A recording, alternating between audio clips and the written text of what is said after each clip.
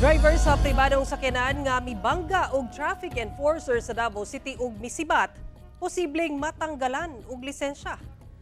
Butyag sa LTO 11 nga miatubang na matud pa sa ilang buhatan adlong Martes ang 50 anyos nga driver sa pribadong sakyanan nga nakuhaan og video nga gibanggaan ang traffic enforcer sa Davao City dihang misibat kini human gitikita na unta tungod sa illegal turn ug nagpagukod pagyud. Gibarugan matud pa sa driver nga duna siya health reasons. Busa nagdali siya ug wala niya makita ang CTTMO personnel. Ipailawom sa investigasyon sa LTO ang depensa sa mong driver. Lakip ang iyang gisumiting affidavit.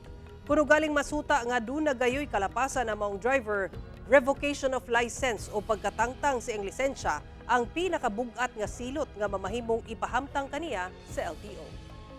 Yun, after we appreciate this defense, no? Sasama din natin yung ating mga ebidensya na nasagap.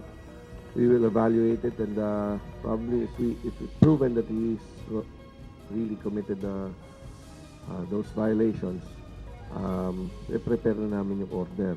And oftentimes, nangyayari to by the revocation of his license and